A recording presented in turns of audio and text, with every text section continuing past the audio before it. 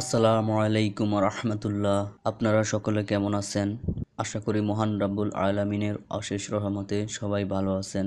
তো আজকে আমি স্বপ্ন বিষয়ক যে বিষয়টা নিয়ে কথা বলবো সেটা হলো স্বপ্নে সর্প দেখা বা স্বপ্নে সাপ দেখা।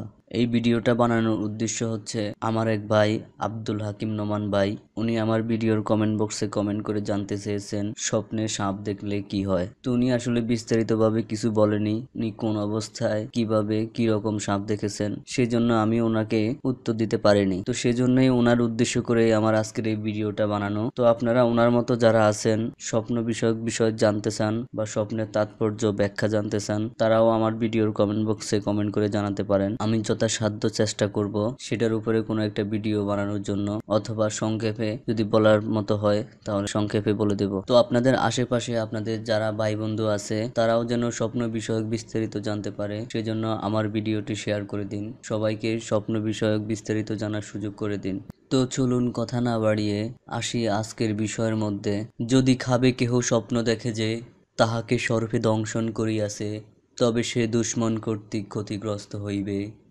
স্বপ্নে সর্প মারিয়া ফেলা দুশ্মনের উপরে জয়লাভের নিদর্শন।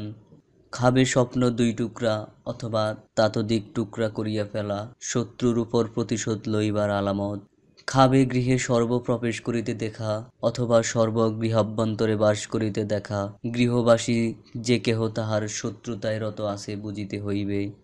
ঘর হইতে সর্প বাহির হইয়া যাওয়া শত্রু সুদূরে চলিয়া যাওয়ার লক্ষণ। খাবে সর্পের হস্তপদ দেখা শত্রু অত্যন্ত শক্তিশালী হওয়ার আলামত।